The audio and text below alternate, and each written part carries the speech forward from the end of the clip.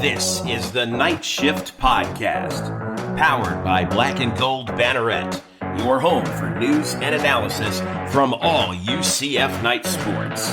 The Night Shift starts now.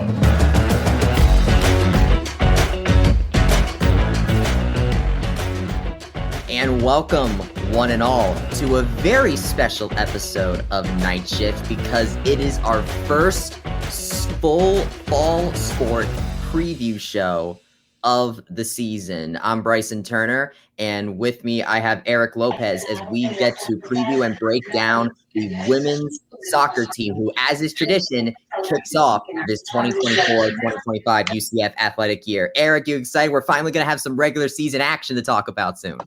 I know, and it's great. Always traditional. It'll be UCF soccer. Women's soccer obviously will be the first sport to get underway. It will get going on the road in Boca against FAU on Thursday on the 15th of August. And then, of course, the home opener coming up a little shortly after that against Utah Valley. Coming up on this special edition of Night Shift, you're gonna hear from Tiffany Roberts Sahaydak, the head coach at UCF, as the Knights, of course, kind of half the roster, Bryson, brand new, half the roster new, and certainly one of the big questions of the year at UCF that we'll discuss will be the goalkeeping situation, an open job there. We'll discuss that. We'll hear also from Chloe Netzel, who led the team in goal scoring last year, and a freshman phenom, a youngster that's it's got some people talking, Bryson. I know you're excited about. I was quite excited. I won't give away too much, but I will say that once I saw this woman play, I was like, all right, I can see why I'm buying into the hype. I guess you can say. You'll hear Bryson's exclusive one-on-one interview with her. We'll young part of this new face is coming up here on this edition of Night Shift. Make sure you follow YouTube channel, by the way, for all the interviews involving UCF women's soccer and other UCF sports as well. We have so much. We have so much content on the Black and Gold Banner YouTube channel. Bing, with women's soccer, it's been amazing. Eric, you talked about the new face, the new faces on this team, and I actually look back through and the graduating class that just left. A good portion of them, or at least a few of them, actually got their start at UCF in the 2019 season. So we're talking about a departure of people that have been around since before the pandemic. That's how long these players have been around. So even though this is year 2 in the Big 12, I kind of believe this is a bit of a new era for the program in some way, you know, even though it's like year 2 in the Big 12, it's not like we're changing conferences, but it really feels like a pivotal moment for this team because a lot of the core of teams past, like the team that made it to the NCAA tournament in 2022 has sort of pivoted over for the most part. No doubt about it. Of course, Tiffany Roberts Sahaydak, the head coach in her 12th season at UCF. This has been a unique summer already for her. She has not been with the U.S. national team like she was the last couple of years, but the U.S., of course, many of the players she coached got to win the gold medal in the Olympics. Also, she was part of the celebration of the 99ers this summer, and they were on the Today Show. How many people could say that, Bryce, that they get to be on the Today Show like Coach Sahaydak got to be, as well as the 99ers, as they were honored for the 25-year anniversary of that World Cup championship. Those are some of the topics that Coach Sahaydak talked about when she had a media day recently, Bryson, that you and I got a chance to attend and cover. Here is now the media day with Tiffany Roberts Sahaydak. Talking about this team, this year, and much more.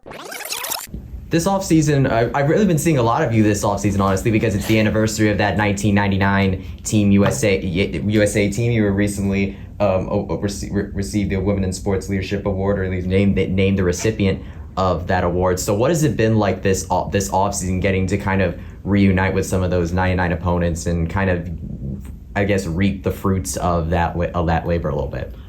It's been a fun summer, to mention what you said, having a reunion with our 99ers, our World Cup team, and seeing some of your best friends that you haven't seen in a while, and for us to all be together for the first time, probably in 25 years, for all 20 of us to be together.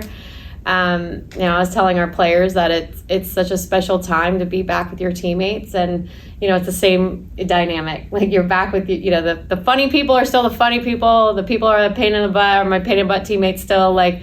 But it is a very special group, and we had time and opportunity to hang out with our current Olympic team, who's doing amazing, obviously. And so it was a special time for the reunion and also celebrating our Olympic team together. Coach, since we're on the subject, what do you think about Saturday's game? I'm so excited about Saturday's game. As everyone's been watching, they're a very dynamic team, and I think the unity is really strong right now. And kind of like UCF, we have a great balance, veterans and youngsters, and a great coach that's leading them. And so I'm feeling really strong that we're going to win the gold. Locally, a heavy following on the game. There's 7 Pride players on the roster. So what does that say about just the overall Orlando and the soccer and this game in particular?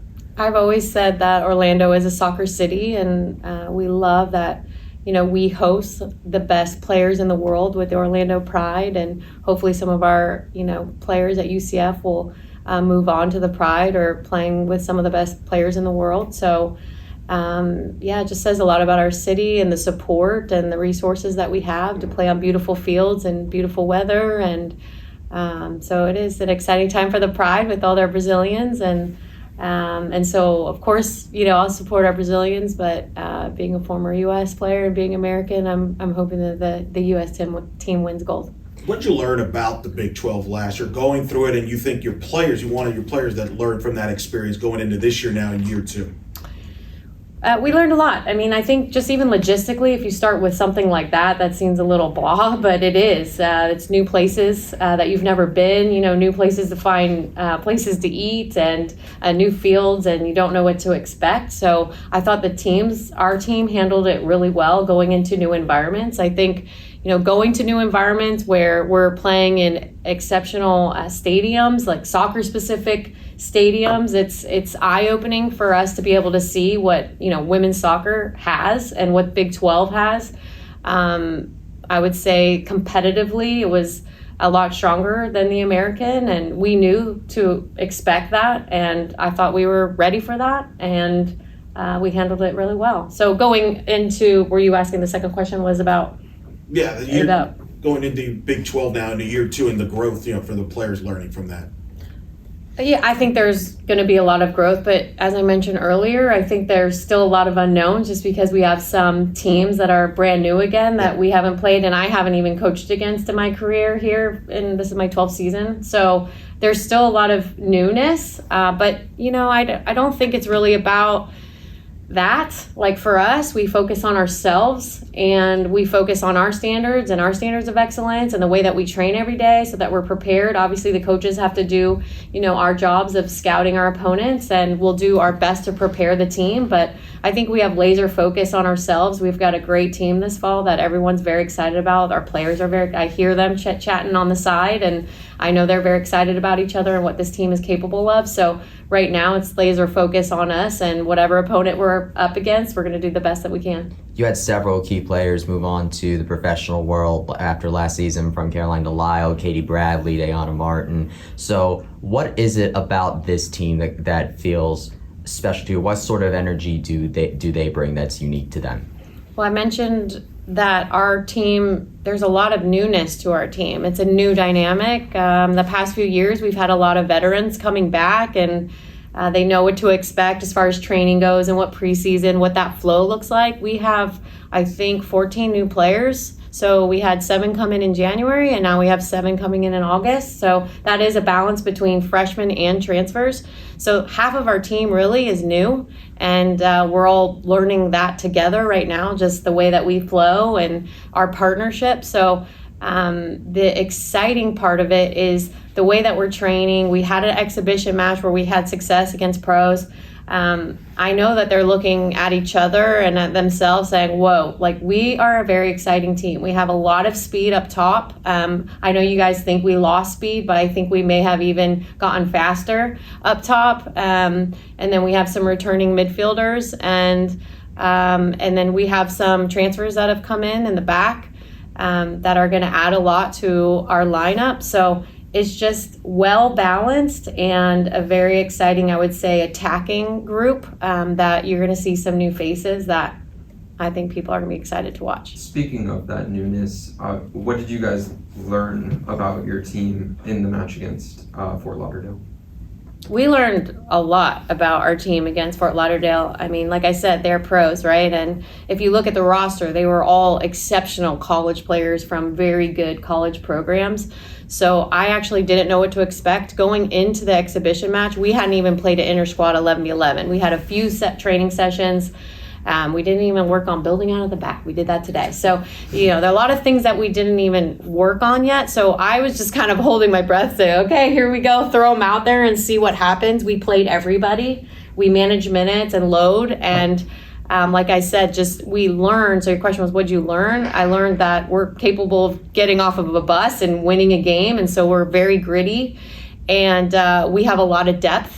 I learned that too. And there's going to be a lot of competition within the team because I don't think there's a starting, I don't think we just have a starting 11. And I think that's what in the past when we've had success, we've always had a starting 15, 16. You can rotate players in and out, and that's going to help our season and the durability of everybody if we can manage minutes and share starting roles. That's what I learned from the exhibition match. Now, can't get all high off of one game, and it was only one game. And, we have a different motivation than Fort Lauderdale United. So we have to take that into consideration too. But I know that we're gritty, and I know that we were ready and came out to play and played a lot of players, and they've made my job really hard, which is a good thing because there's a lot of competition within. When you mentioned the competition, goalkeeping, certainly, it's you've been so rock solid with Caroline. It's been there forever, and then Vera before that.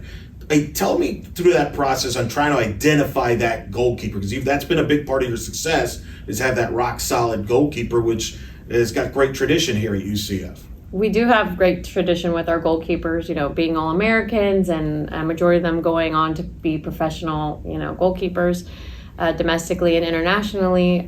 We've got a great goalkeeping group right now. Genesis is, I don't know if the roster has been named yet, but most likely she'll be on the under-20 World Cup team.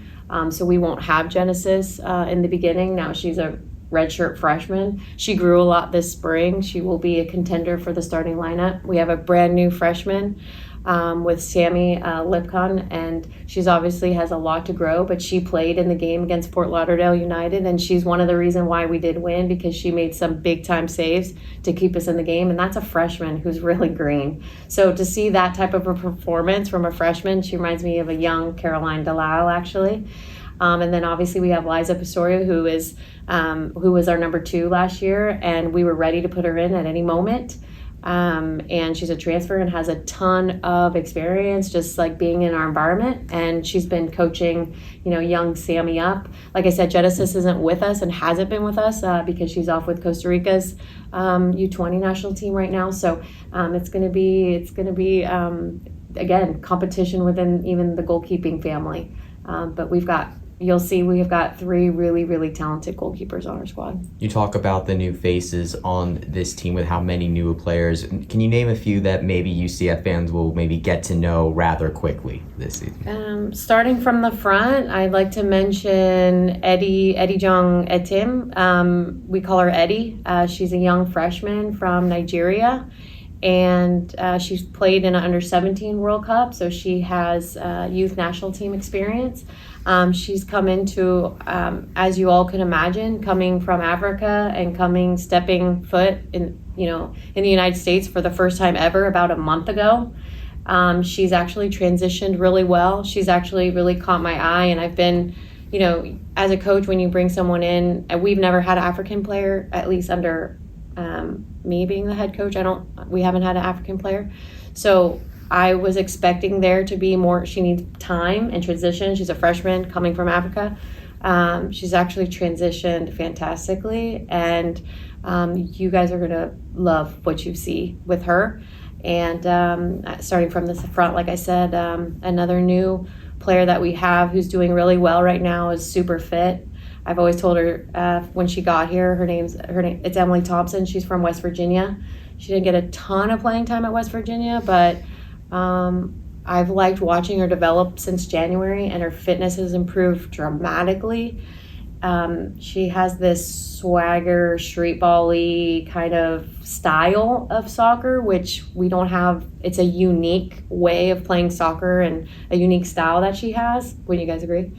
That also makes this lineup in the front very exciting. So those are two new players. And obviously you've got Chloe in there, who's exciting as well. She's not new anymore, but I would say a couple other new players. We've got a little Japanese player that is adding to our possession. You guys know we're possession oriented. We like to keep the ball, so she's very tidy on the ball and can help be creative in the midfield. And then we've got two new players that could potentially play in the back for us. We've got, not potentially, Taylor Jacobson. She's a transfer from South Carolina. She's been training with us since January on the left as a left fullback. And then Kayla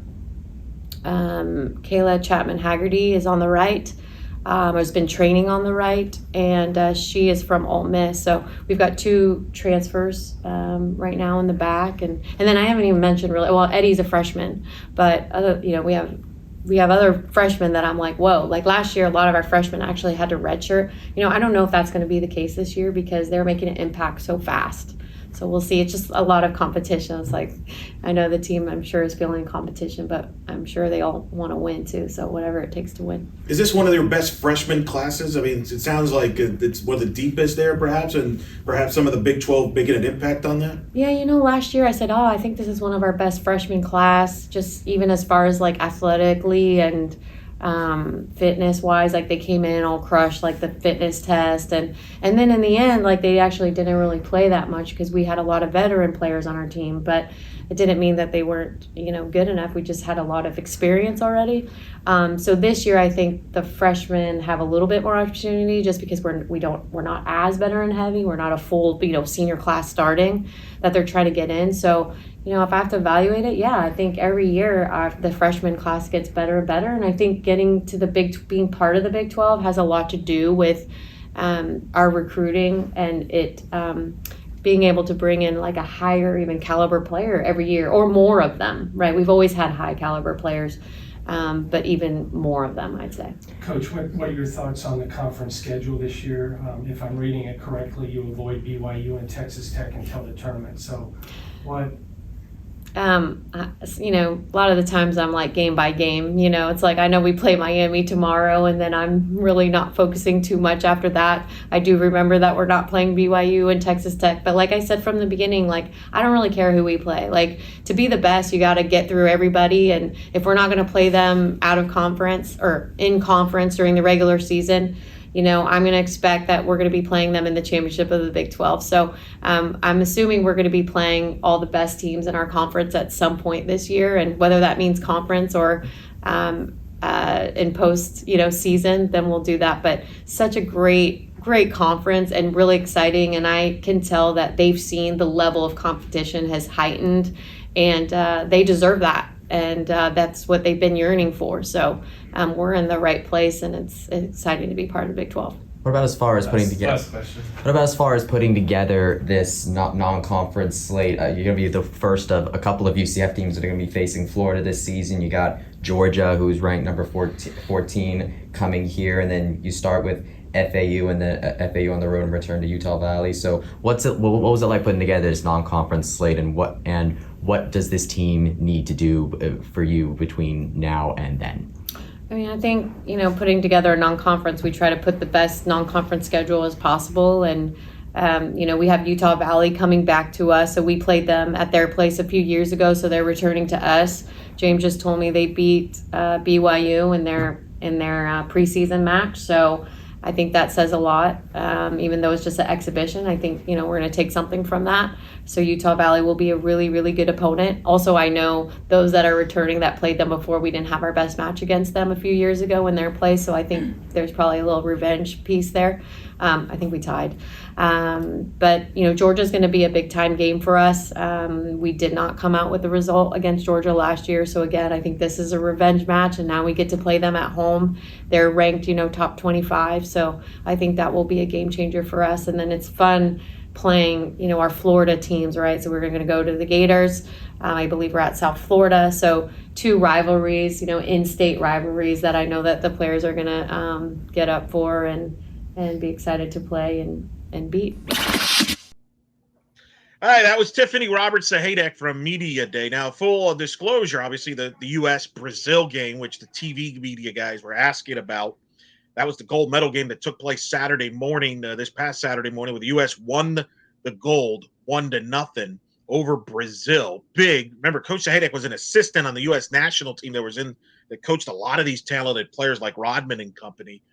Bryson, what was your big takeaway from Coach Sahaydak Media Day presser?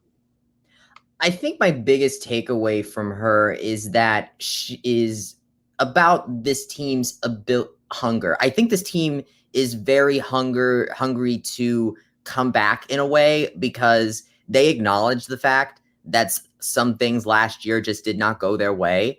And part of that is because of their depth. And that's that's sort of the 1B of what I think is big with Coach Sahaydak, is she really went all in on the depth this year. And I think that's a really wise move, because that's what worked in the 2022 squad, which is the only squad of the past, several years of Coach Sahaydak's that made the NCAA tournament and did quite well in the tournament. In fact, so I think that would probably be my biggest takeaway, because if there's any team that I feel like reminds me of that 2022 women's soccer team, I think this one is kind of reminding me of that, with how many players could easily get a good amount of playing time. I was actually at their exhibition match against Miami recently, and they put that on display right there, because they were switching players out left and right during that game. All right, no doubt about that. You're right about that. One of the questions you heard me ask Coach Sahaydak was the goalkeeping situation, Bryson.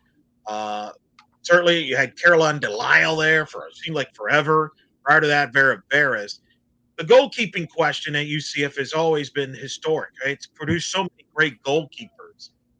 What did you make of the goalkeeping at UCF this year? It's very young.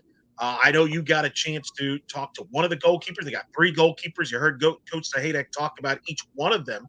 One of them is currently not with them. Is that correct, Bryson? Yes. So going into last year, because we knew going into last year that it was going to be Caroline Delisle's last year, when I looked at the roster, one that really stood out to me was one Genesis Perez Watson, because she had gotten time with the Costa Rican national team. And so seeing that, credentials, I was like, okay, this seems like the heir apparent to Caroline Delisle. But the wrinkle of all of this is that Perez Watson is away from the team right now with the Costa Rican U20 national team, because they're competing in the FIFA U20 Women's World Cup, which is going to be lasting from August 31st to sometime in September. Sometimes, I forgot the end date, but it's sometime in like late September time frame. Potentially, yeah. Mm-hmm. Yeah. So, and of course, she's going to be training with the team before that.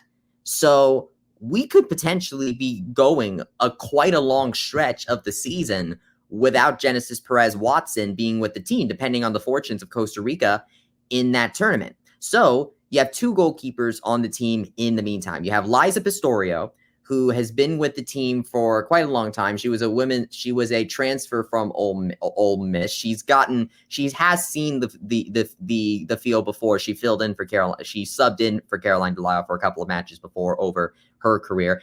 And then there's the true freshman, Sammy Lipkin.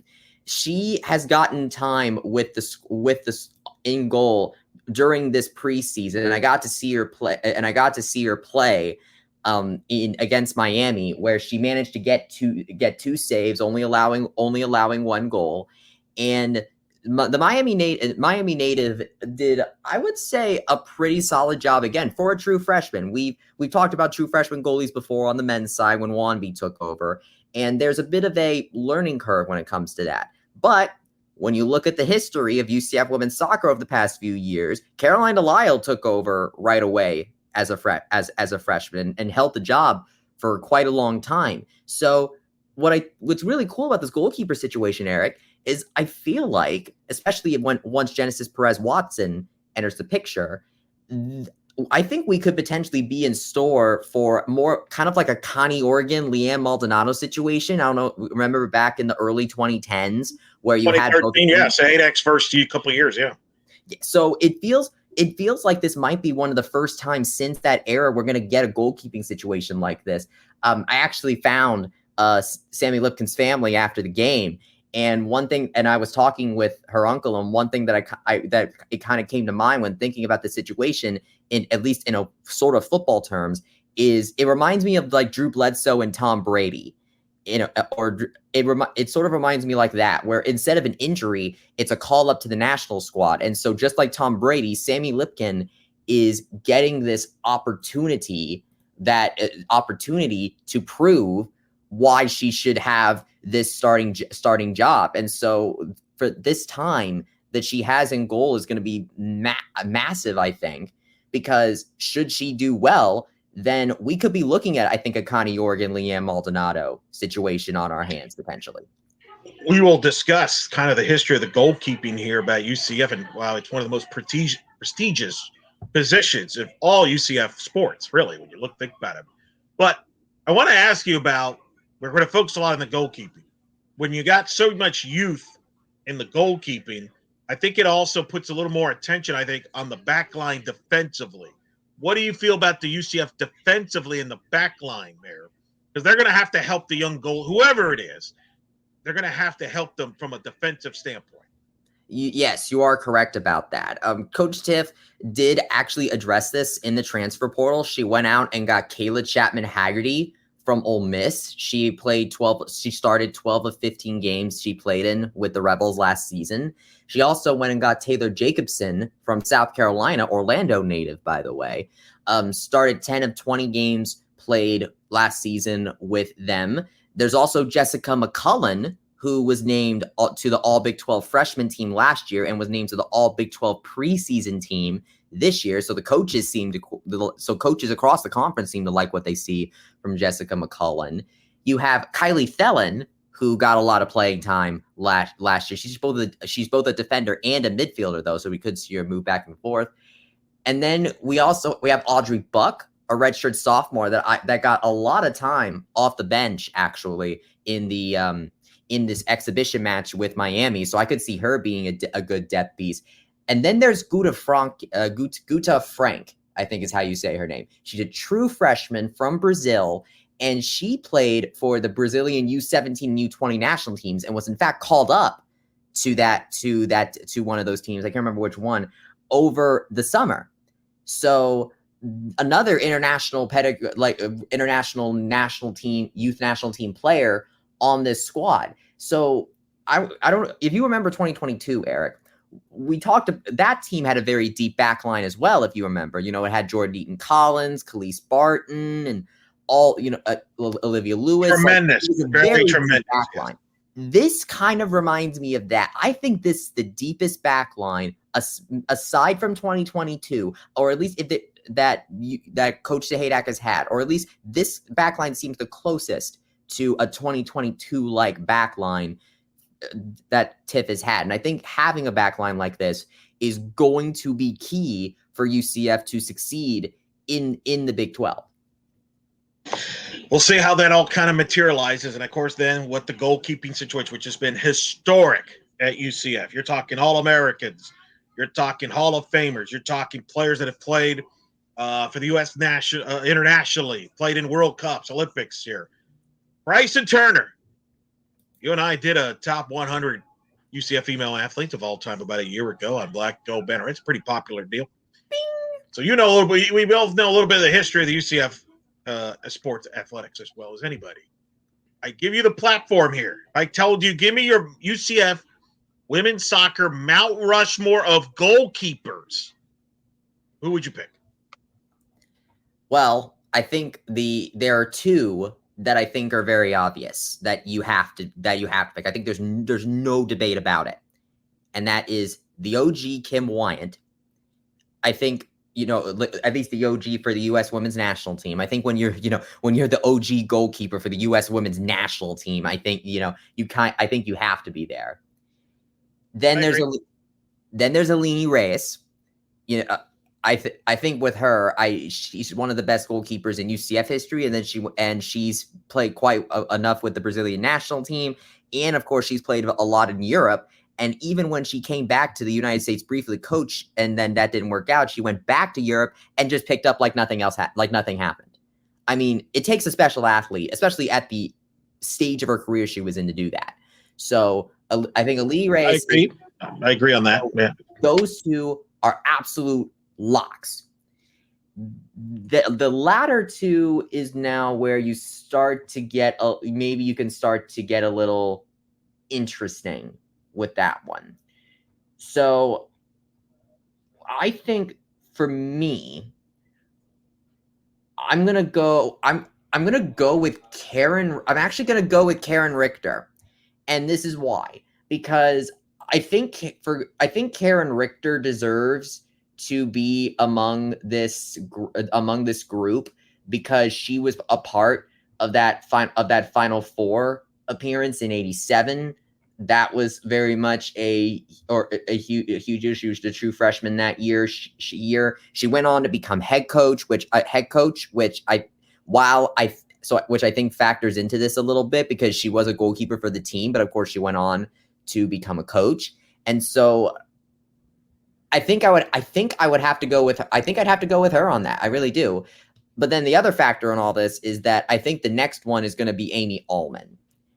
Because Allman was on the team from 84 to 87. She was a senior on that team that made it to the Final Four in 1987.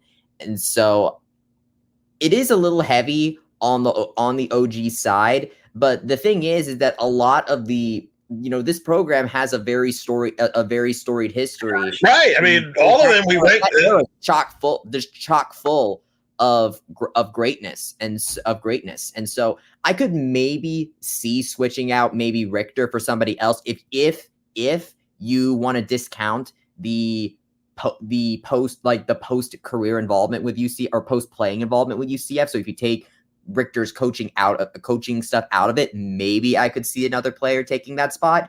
But I feel pretty confident in Wyant, Race, and Allman as my third, but as my main three, and then you have Richter. But I can see that spot being a little negotiable. But to me, I think her contributions, not just at the net, but also afterwards as a coach, is important to consider because she's still a goalkeeper even if she went on to become a coach. Karen Richter, by the way, currently still head coach at Auburn. Other season for her at Auburn. It's been a long time head coach at Auburn. Left UCF to go to Auburn. I don't disagree with you, but just to make this more interesting, I actually thought we would disagree, but we did not. So this actually backfired on me. I thought for sure we would argue, but no. I actually have the same four. But to make this interesting, I'll throw two other names: Vera Veras and Caroline Delisle, probably the two best in the Sahaydak era. I would give the edge to Vera Veras slightly for consideration as far as the young, more recent goalkeepers. If you want to go a little younger on there, but from that standpoint, this is actually quite interesting. So Vera Veras took over for UCF in 2015. That was her freshman year. You go from Vera Veras to Caroline Delisle. Now, there have been a couple of other goalkeepers in between. Nala Turner, for instance, was one of them. There was like a couple of. For the most part, it's been Veras and Delisle. But as far as a primary goalkeeper, there have only been basically two at UCF from 2015 to 2023. Coach Sahaydak took over in 2013. So Coach Sahaydak essentially managed to come upon two goalkeepers good enough and at the right times that she only ever really needed 2 goalkeepers for a majority of her tenure as a UCF head coach, which again is entering its 12th season. That's a long time. So, especially of course in the soccer world too, where you could have a player sign with another team, especially if they're international. They could sign with another team and go pro. So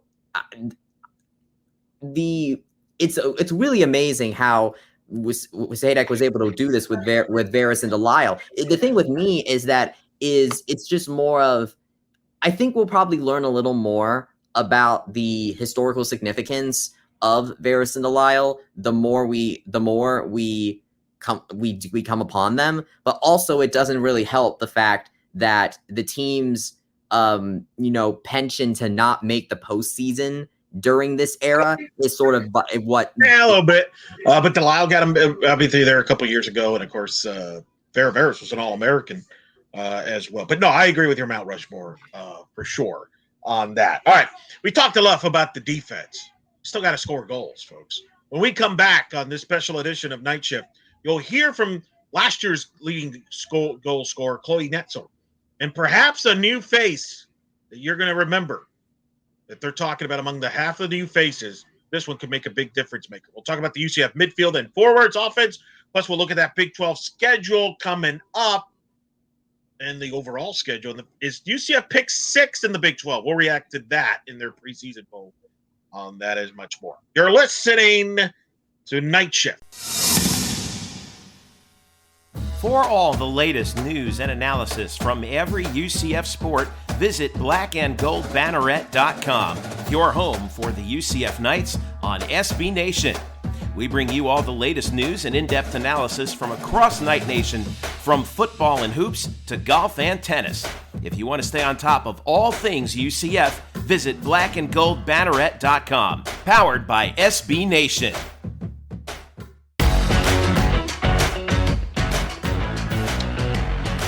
All right, welcome back here to a special edition of Night Shift. Eric Lopez alongside Bryson Turner. Of course, one of the players that made an immediate impact, certainly last year, Bryson Turner, was Chloe Netzel, who transferred in and had an incredible year, was an all Big 12 tournament performer, is on the all Big 12 preseason team this year, and led UCF in goal scoring, comes back for another year. And she took part in the media day, and you and I had a chance to talk to her about it. Yes, we did. It's kind of funny because I remember we nominated Chloe Netzel for Individual Performance of the Year in the Bannies for her performance against TCU, where she ended up getting a goal and an assist to help UCF get its first Big 12 tournament win. And we never actually got a chance to talk to her after that, not only because of that, but also the fact that she actually didn't even play the next game. She ended up being held out. And so getting a chance to talk about that with her for the first time was quite great, because that was an amazing. I would argue that Chloe Netzel's performance in that game was probably one of the biggest, best performances of women's soccer had all of last season. And her coming on was a major boom, because UCF was looking for a new primary scorer after Kristen Scott's graduation. And I feel like that Chloe Netzel, while maybe she didn't live fully up to that last year, it was her first year at UCF, and I think she's is a prime candidate to be that kind of goal scorer for the team the team needs for this season. All right, let's hear now from Chloe Netzel from Media Day, right here on Night Shift. Chloe, just tell me, how do you feel today versus a year ago as you were kind of learning UCF and everything? How do you feel you're different today than you were a year ago? Yeah, I think we play very tactically. Tiff has her specific style that she wants to play. So coming in and, knowing how we press, how we defend, I feel a lot more comfortable. I'm definitely more in a leadership role now that I'm playing, with new people up top. It's definitely, I've taken it upon myself to, teach some of the newbies. But I definitely feel a lot more comfortable and very excited because I'm not the new kid anymore. We haven't had the chance to talk to you since you left for that Big 12 tournament, but you had that amazing game against TCU to help get the first tournament win, but then out the previous game. Just what was it like to be in that first Big 12 tournament with the squad? No, it was it was cool to play, a new opponent as well in the Big 12 tournament. Like we didn't see TCU in the regular season, so coming across, a big name again that we haven't seen before is very exciting. Playing at Texas and like their nice stadium, very exciting. And we got that result. It was so much fun. Not taking it into overtime, but that was very much a team gritty game, and we just came out on top.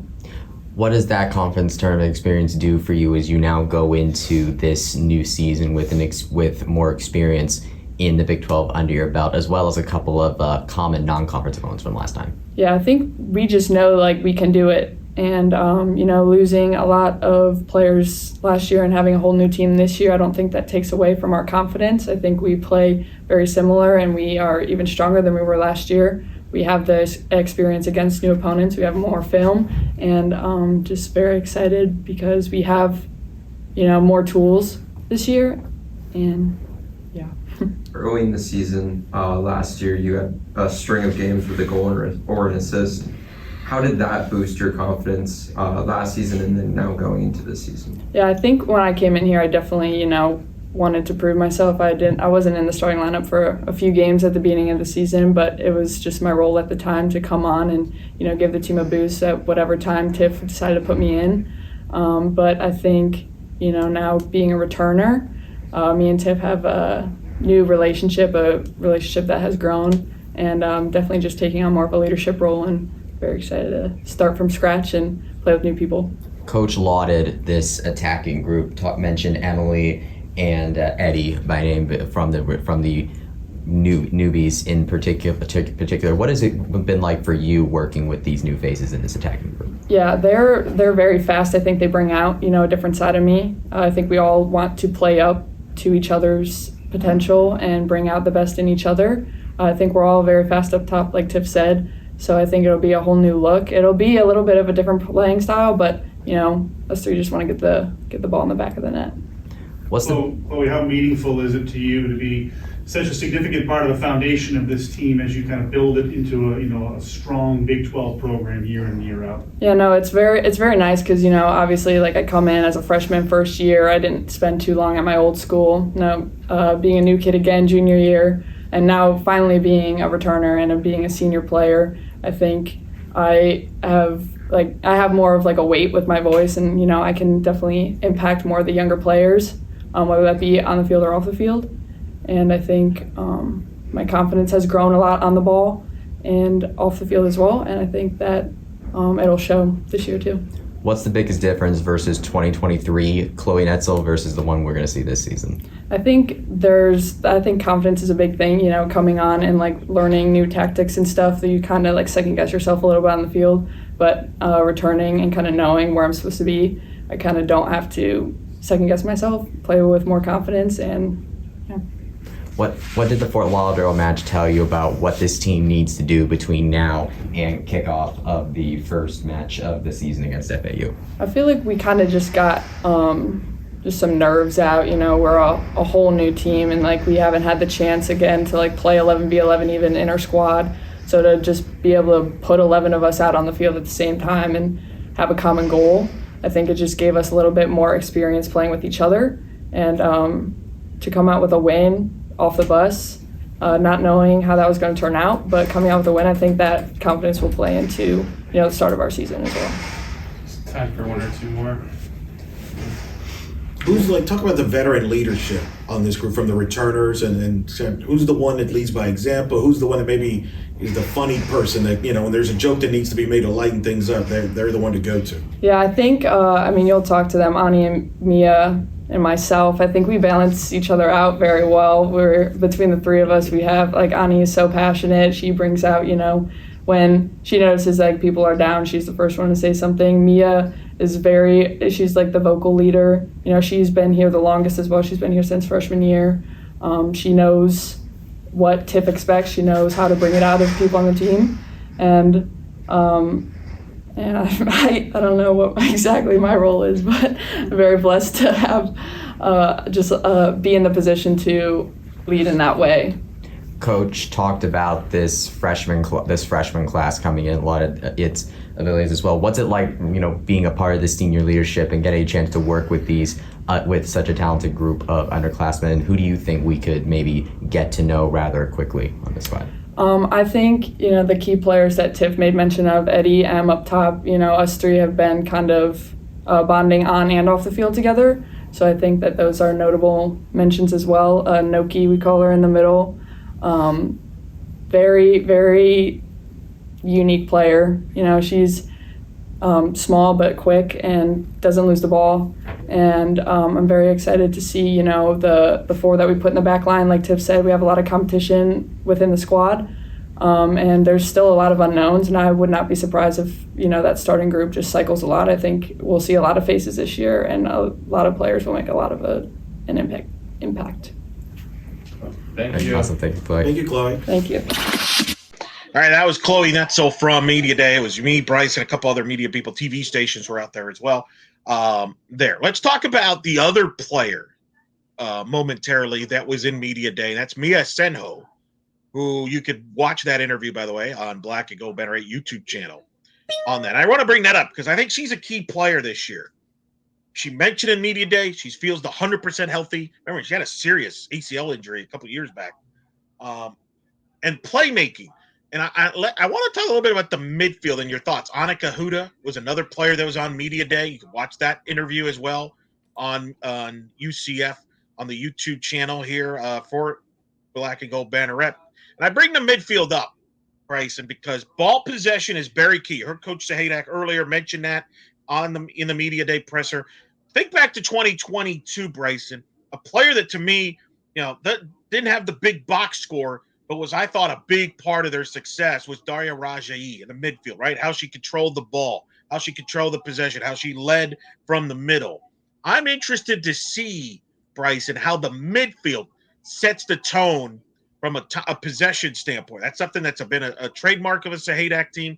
It helps the defense, obviously, by having possession. It also helps create the offense. And I know you and I, when we watched a lot of them last year, one of their Achilles heels at times was, especially once they got into the Big 12, was they were playing on their heels a lot because they didn't have possession. And so the other teams were attacking, which has more skill in the Big 12 than there was in the American teams like the Texas of the world, who are no longer, I understand, are in the league, but they had tremendous goal scorers. BYU is one of the best offenses in the country. What do you feel about the midfield? Let's start in the midfield, then we'll go up front to the forwards. But your thoughts on the midfield, because I think that's a key this year for UCF. Oh yeah, the midfield is going through like a major shift. I mean, for one, you're losing a major offensive weapon in Katie Bradley from that squad. She tied for the lead in assists last year with 7. You also have Sonia Homan as well. She got a lot of time in the midfield last year. So this is a midfield that's going to be losing a lot. But you go and look, and I think Tiff's thing about how to fix this is she's fixing it with depth. Because when I look at the midfielders in the exhibition game, she swapped them out a lot. There were a lot of people that she swapped in for that. She started, for example, with transfer Honoka Hamano, who transferred in from Memphis. She's a sophomore, all AAC rookie team candidate, and Annika Huta, who spoke during Media Day, and you can watch her full interview on the Black and Gold Banner YouTube channel. Bing! So you have both of them, but she also brought in brought in Grace Tao, a transfer from Colorado, Brooke Mulroney, Ella Halloran, who's a true freshman from IMG. You have Katsi Bengoa, a true freshman from San Juan, Puerto Rico. So they brought, and Caitlin Matthews, a 5th-year transfer from Houston. There are a lot of weapons that Coach Sahaydak can deploy in that midfield, and I honestly think that because she doesn't have the midfield that she had before, I think she's basically treating the midfield sort of like how she is with the back line, where you basically solve that problem with depth, so that way you can just switch people in if something isn't working. And she mentioned in her Media Day interview, she doesn't really view this as more of a starting 11. It's more of a starting 15. It's so the starts could very well go, shift and start shift and not be, completely set in stone every time. And I think when you look at not just the back line, but the midfield too, you can see where those changes are going to happen. I think the midfield is spoiled in the sense that it has a lot of talent that it can use. And I think it's just interesting to see Coach Sahaydak experiment with that during the exhibition game and try to find ways or see which ones really click the best. There's also the fact that the midfielders actually take up a lot of Coach Sahaydak's roster this year. This year, there are 14 players on this women's soccer squad that can play midfield. There are actually 2 players that are utility players, and midfielder is one of their positions. But as far as any player that can play midfield, there are 14 of them on this squad. So Coach Sahaydak will be flushed with options in the midfield position. So say something just doesn't work somewhere, or maybe someone's not having a good game, Coach Sahaydak can easily just make a switch to a different midfielder and just try them out. I think the only way I could maybe see that backfiring on her, though, is obviously you can only make so many substitutions in a game. So right. You got but part of the strategy is she wants to wear down teams. Remember, they play a lot of early Sunday games, 1 o'clock games, 12:30 games, sun. Wear down with depth. That's been their strength. Throw a bunch of bodies, wear down the opponents. We'll see where that happens, if that works out. But the midfield's going to be interesting. I think Annika Huda is going to be the key there. I think Annika, another year older, felt more comfortable now, in the system. So we'll see how that goes in the midfield. I want to move to the up front. We heard from Chloe Netzel. How do you feel about the offense? A lot of attention is going to be on Chloe, I would assume, from the opponents, Bryson. So that means other players will have opportunities to put the ball in the net. Yes, you are correct about that. So the forwards on this squad, I am very interested to see how those work out. Obviously, of course, you have Chloe Netzel, who is I would say the quintessential leader by example on this squad. We already sang her praises earlier, but she obviously cannot do it alone, especially, of course, because they lost Ellie Moreno and Diana Martin. So they really need to give her some, supporting elements to back her. So Coach Sahaydak went to the transfer portal and picked up 2 players from West Virginia, actually, fellow Big 12 school West Virginia, in Emily Thompson and Mila Ursig. Emily Thompson has a little more playing time on her. She played 125 minutes across 11 games last year, and she also got some time in the Miami exhibition game as well. If that tells you anything of where Coach Sahaydak's head's at in terms of hierarchy in the forwards. But the Mia Senho, by the way, also classifies as a forward as well, but I see her kind of both. She could do a little bit of both, right? Yeah, she's a very midfielder forward type of thing, maybe like a winger as well, like she's more on the outside. But what really intrigues me about the forwards is a true freshman by the name of Eddi Etem. I might have mispronounced that. I'm definitely going to be learning. If I did, I'm going to learn how to pronounce it correctly, because I think that this woman is going to be a breakout star for UCF this year. I think this year, or at the very least, she is poised to do so. So she is coming to UCF from Nigeria. She actually played for the Nigerian U17 national team, and when we were at Media Day, because it's funny actually, the Big 12 all Big 12 preseason team came out while Media Day was happening. So we didn't know who was going to be until we were like midway through Media Day. And lo and behold, who do I see in the all Big 12 preseason team alongside Chloe Netzel and Jessica McCullen, who were both given Big 12 honors last year in the tournament team and all freshman team, but a true freshman in Eddi. Eddi is her nickname. That's what they refer to her. You heard Coach Sahaydak earlier in the press conference mention her by there as well. So, imagine my shock, looking at this graphic for the very first time after just having spoken to Coach Sahaydak, like, I don't know, maybe like 45 minutes earlier, something like that. I mean, my thoughts were kind of going wild about this. Obviously, when you look at the roster, I knew that the U17 national team experience was certainly going to be great, or at least a boon is very good in terms of experience. But it's a whole other thing to have all the other head coaches in the Big 12 conference, which include the likes of BYU and Texas Tech, and they vote you onto this preseason national team. So I went to the exhibition game to investigate, because if she was an all Big 12 preseason player, I had a feeling she was going to play a lot in that game. And I did. And I really liked what I saw. Oh, man. So Etem ended up having this really amazing run up to the goal. And she actually got fouled by the keeper. And so it forced a penalty kick, which led to a Chloe Netzel penalty kick that tied the game up. So already, I really love that I would say aggressiveness on the ball with her. And then the second thing is that she actually connected on a header. She managed to get the cross from another teammate that I couldn't see because it was away from me. And she connected on the header. It didn't turn into a goal, but in my opinion, I mean, it's one thing to go up and get the ball. It's another thing to aim it into the net. And sometimes it just doesn't go into the net.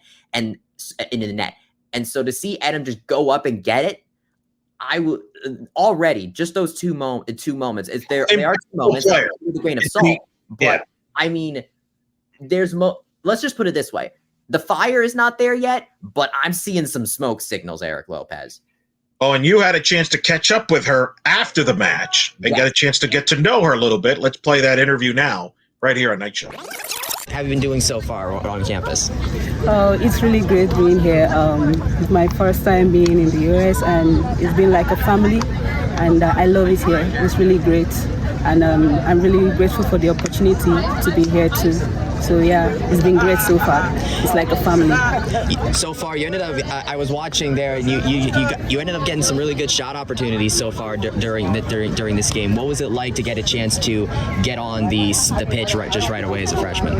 Well, it is really great. The goal is for us to get it right, and I'm really grateful that I get the chance to have those shots. And I wish it went in, but we'll go back and still work better on it. So yeah, it's really a great experience for me. I ended up with seeing you got named to the Big 12 all preseason team as a true freshman right there. What does it mean to you to be able to kind of get recognition from your fellow Big 12 conference coaches so quickly?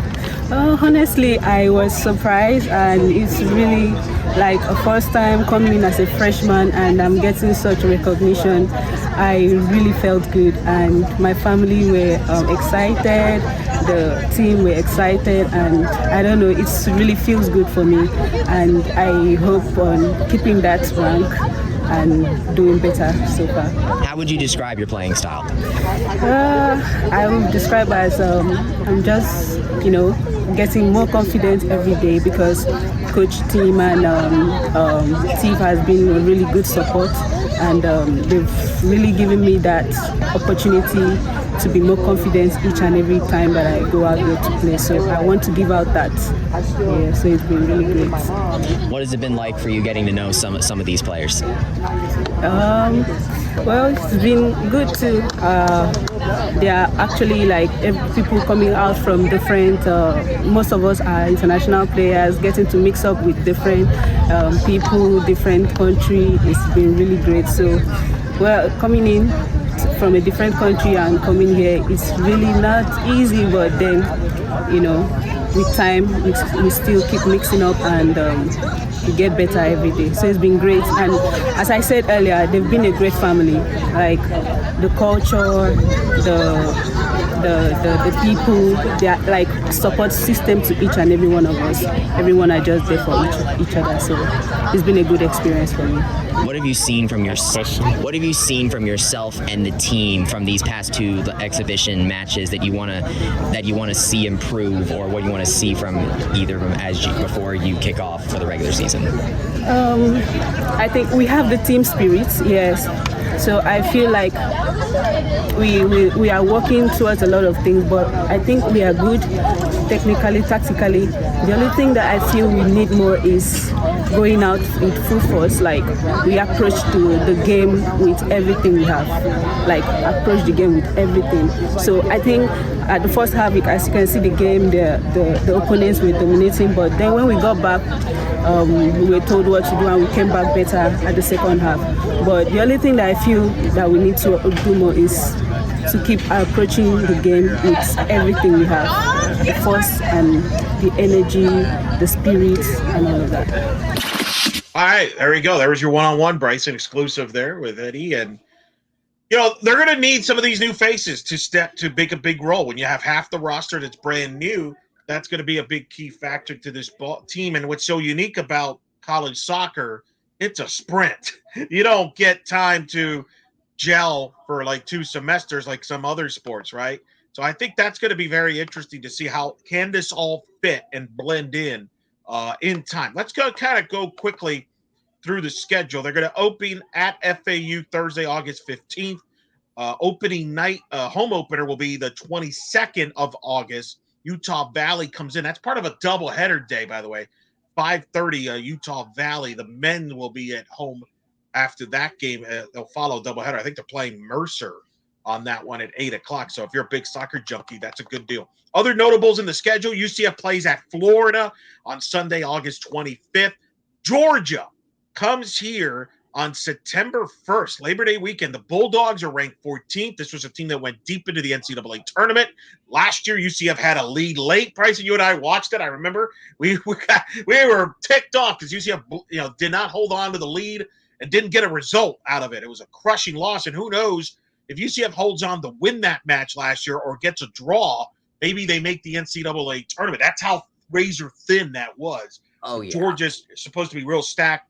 The Warren I-4 rivalry will be in Tampa this year, UCF at USF, Thursday, September 5th. So that's a really solid non-conference schedule. Big 12 will begin on September 12th. UCF will host Houston. Of note, Bryson, UCF was picked 6 in the Big 12 preseason poll. My first thought was, oh, geez, I don't know, that's middle of the pack. Then I realized, wait a minute, there's 16 soccer teams now in the Big 12. There's a lot. It's the top half of the conference, and if you're in the top half of the conference, I feel like you're in a pretty good situation. Plus, when you look at the vote counts that UCF have, you can basically throw a blanket over 5th through 8th on that, which is Arizona State, UCF, West Virginia, and Oklahoma State. All of those squads are within about 12 points of each other. So I would argue that region that UCF is in is pretty good, especially when you look at the top of the conference where you have BYU, Texas Tech, and TCU. They are very handily the top 3 schools in this conference. And what's striking about that, when you think about this in relation to UCF's schedule, UCF does not play BYU and Texas Tech in the regular season. They do get TCU, which is who is receiving votes actually in the coaches poll right now, and they play them October 17th, fairly late in the season. But they will manage to avoid BYU and Texas Tech until a potential conference tournament matchup, which I think is very huge in terms of record, but I don't know if it's going to do them any favors in terms of building a resume. Well, that's a great point. I was just going to say, now BYU was a College Cup team last year, made the final, which is the Final Four in women's soccer for those that are not familiar. Texas Tech brings a lot back. I believe they're top 10 preseason poll, I want to say. UCF had a draw with Texas Tech last year at home. They lost 2 games to BYU late last year, lost one at Provo, and then was eliminated by BYU in the Big 12 tournament. To your point, it's in a one way, it's good that they don't play them in the regular season. It does make it a little easier track. But like you said, the problem is you don't get that opportunity to build the resume. So it's a catch-22 there. It's from an imbalanced scheduling. And I think as we get into these larger leagues in all sports, not just soccer, Bryson, I think more and more the schedule strength within the conference is going to become a microscope topic among committee members. So win-loss standings-wise may not mean as much as you might think. So keep that in mind. That could be interesting. But you never know. In soccer, teams could step up in other leagues there. So you mentioned BYU, Texas Tech, TCU are your top 3. Who else is in that top 6? Well, I want to remind you, Texas Tech is tied for 8th, by the way, in the United Soccer Coaches poll with North Carolina. The other teams in this top 8. So you have BYU number 1, Texas Tech number 2, TCU's number 3, Colorado is number 4. New member. Yep. And the place where UCF. Well, I believe they made the tournament last year, if I remember. I think they were one of the. They got in. They lost in the first round to an 8-seeded Texas A&M. They finished 4th in the Pac-12, and UCF got one of their players in the transfer portal, so that could be a very interesting little matchup right there. Arizona State, like I mentioned, is number 5. We host them on September 22nd. Did they make it last year? Did they make it? I was trying to remember if they made the tournament. They did. Yes, they did. That's what I thought. Yeah. They lost in the first round to 7-seed Santa Clara. So you have Arizona State. Then you have UCF at number 6, West Virginia at number 7. They go on the road to face them on October 4th. And then you have Oklahoma State at 8, and they host Oklahoma State in Orlando on October 20th at 12:30 p.m. So they do have some matchups against teams in the top half of the conference. Is that they just lucked out in that they're not facing number 1 and number 2. Now, granted, that means they don't have a resume, but that just, I think, what it means is more importance on some certain other games. For example, that TCU game all of a sudden could become majorly important, especially if the Horned Frogs are able to actually get into the top 25 proper. There's also the Georgia game. They're number 14 in the coaches poll right now. I think winning that game is going to, just as like how last year it seems to have proved very crucial, I think it's going to prove very crucial again this year. And then don't sleep on Utah Valley, because Utah Valley was actually just picked as the preseason favorite to win the WAC. And so I feel like even though it is a mid-major conference in terms of soccer, if UCF goes and beats a conference champion, or at least a conference favorite like Utah Valley, and they go on to win the WAC and get to the NCAA tournament, I feel like that is a little bit of another feather in UCF's cap, sort of a litmus test in a way for the committee. Should be a stronger league from a depth standpoint. I was trying to remember last year was BYU, Texas made the NCAAs from the Big 12. I'm trying to remember. I thought there was a third team that made it from the Big 12 last year. I could be wrong. You double check that. But Texas obviously is no longer in the Big 12. They're in the SEC. But you've added Colorado as an NCAA tournament team. You added Arizona State, who's an NCAA tournament team. TCU was on that bubble. UCF knocked them out of the bubble, basically beat him in that Big 12 tournament game, in that wild game. Yeah, spoiler. But then UCF was one of the first 4 out. I thought there was a third team that made it the Big 12 last year. I'm pretty sure there wasn't. Right now I'm drawing a blank. The point is, I think the Big 12, you're looking at them. I think if you're the Big 12, you're hoping this is a 4 to 5 bid league at a minimum. Remember, there's no Pac-12 anymore.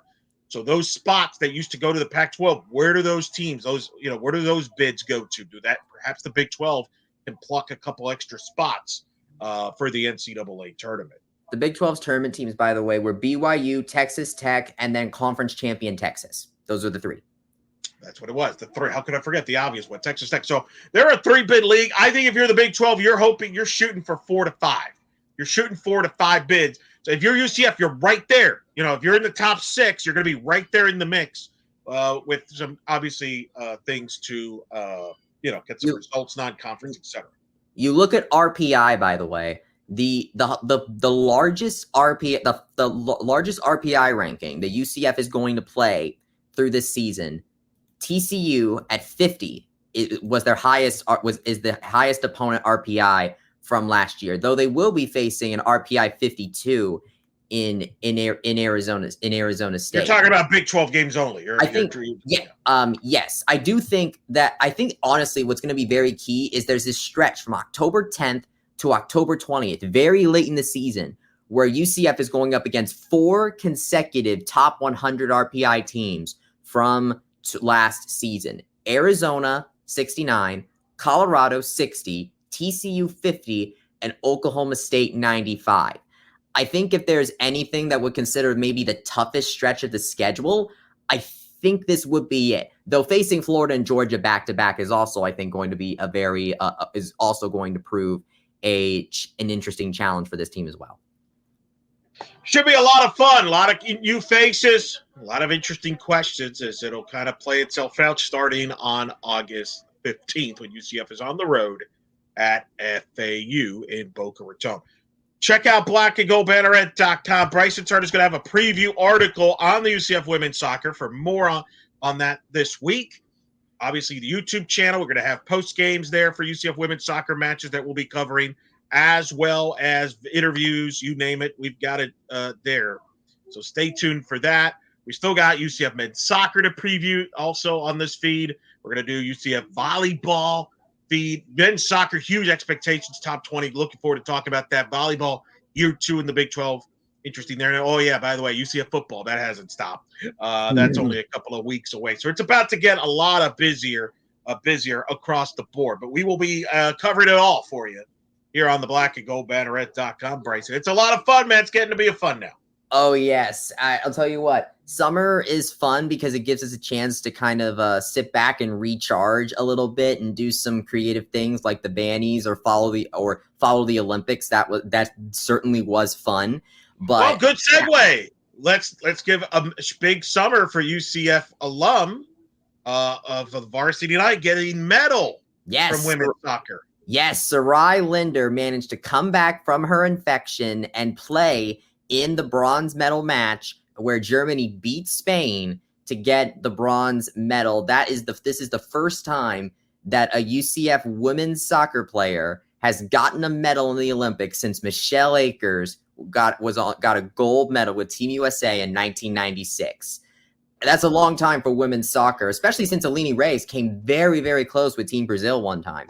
And then of course you combine that with Victoria Senkute earlier with rowing and getting a medal there. UCF as a school just doubled their alum medalist Eric Lopez, going from 2 to 4 after this in Paris. And if you want to count varsity nights only, they've gone from 1 to 3 in terms of just varsity nights. So major summer for that, and that's in large part to Sarai Linder with the German national team. Absolutely well done from her part, especially the fact that she would manage to come back from illness during the tournaments to help them get that bronze medal. No doubt there, and that was cool. And of course, she played at UCF 2020, and then went pro. For those that may not be aware of this story. Yeah. So it was very interesting to see that. So she definitely got a cup of coffee here at UCF, but it's pretty cool to kind of see where everyone goes, because once a night, always a night, even during a pandemic. So, absolutely. Congratulations to Sarai. You mentioned, obviously, Reyes. Brazil finished 4th in the 2016 Rio Olympics, lost to Canada in the bronze medal game. Otherwise, Reyes would have been on that list. So I think Kat Sousa, was she on that team? That was another UCF alum. I don't remember. I have to look that up. She was. Anyway. She has been on the Brazilian national team before. So yeah, Well, that's why they made a big deal about the U.S. win over Brazil in the gold medal game. Marta got her first medal, I believe. That's why at her last game, it wasn't gold, but he got silver. U.S. winning that. Yeah. Tiffany Roberts Sahaydak coached a lot of those players in the last few years. I have a classmate of mine who is very big on women's soccer. She actually worked with the team when Brazil was in the United States. So like I know what it means to these people, especially to see Marta do that. So it's really great to see the U.S. national team, pedigree that UCF women's soccer has had over its history with Kim Wine and Michelle Akers and all that. But I think it's really cool that as time has gone by, UCF has really become connected to just soccer globally, with Aline Reyes on Team Brazil and now Sarai Linder on Team Germany. Like, it's not just Team USA anymore. Absolutely, 100%. And that, I think, will continue in the years to come. Let's hope, by the way, last thought, and then we're out because we've gone an hour. I thought we were going to do less than an hour. Well, we do better. One other thing I think, Bryson, that caught my eye. Coach Sahaydak, if you remember what she said on the in the presser we aired earlier, how impressed she was with the soccer facilities in the Big 12. I think moving forward, that's going to have to be addressed here, in my opinion. You've been there. It's a soccer stadium with the track and field, not the most updated stadium. It's a little tricky to watch a match in the stands because you got the track and then the pitch. I think that's something that's going to have to be addressed eventually if people want to have UCF kind of continue that high success. We've talked in previous podcasts before about softball and their facility stadium. I think in the fall, it's the soccer situation with track. I don't know if there's a chance that maybe down the road, maybe they build a soccer only for the men and the women's programs. We'll see. But to me, Bryson, that's something to keep in mind as we get into these leagues now in the Big 12, in the future of college athletics, where revenue is going to be a big factor and money being thrown. I think facilities, women's soccer has got to be addressed down the road. Well, I remember pointing this out back when it was first revealed. The Terry Mohajir unveiled the football campus. He didn't just talk about American football. He was also talking about football as well, because even in that rendering, you could see that there was a soccer-only stadium in the background. And eventually, as we started getting more, unveilings of what UCF kind of has planned, they do have like a concept for a soccer-only stadium there. So it's not like UCF is completely ignoring them. There seems to be... No, I wasn't making that suggestion, but... Yeah, I wasn't making that suggestion. I'm glad you brought that up, but I think that is something that needs to be talked about more moving forward as far as the future and the impacts moving forward. Because I think some people that's and I think they can benefit from that. I mean, the interest is there and so forth. So we'll see what happens. You should have seen the amount of people that showed up for just an exhibition game. And this is like the most historic program, really, of the women's sports that UCF has. And I know some people are like, why aren't they an NCAA tournament team every year or college cup contender every year? I think facilities is a factor in that. I think it's a factor in that. And we're seeing that across the board with the investment that schools are making across the board on that. It's so crazy because I remember when we talked to Annika Huta, I mentioned she transferred from North Carolina, where the same head coach that faced UCF in the 1982 NCAA championship game, Anson Dorrance, he's still there at North Carolina. He coached Sahaydak when she was a player, and he coached Annika Huta. And you look at just the different paths that North Carolina and UCF took when it comes to women's athletics. And that I think shows in terms of the power imbalance, in terms of like the conferences they joined, because North Carolina was in the ACC and UCF was in the ASUN. So, difference in terms of that, but it kind of trickled into the facilities as well, because North Carolina was able to get a lot more consistent success quickly, which led to more investment. Let's use BYU. We watched that match last year in Provo. I was blown away by that facility in soccer. Yeah. It's like that's what I'm saying. So you'll be able to notice that more as you watch matches on ESPN Plus. I think so. I think that's a key thing moving forward for this program and men's soccer for that matter. Remember, we got 2 soccer teams. Not like we only have 1. We got 2. So I would argue that makes it even more imperative.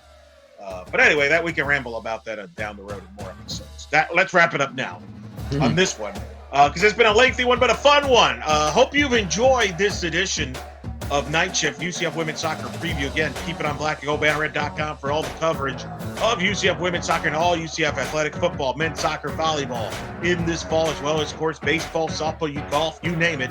We got it for you here. Follow the YouTube channel, subscribe there, subscribe to the podcast feed, leave us a positive review, and, of course, follow us on social media on all your platforms, Instagram and X, as well as Facebook. All of them. For Bryson Turner, I'm Eric Lopez. We hope you've enjoyed this edition of Night Shift.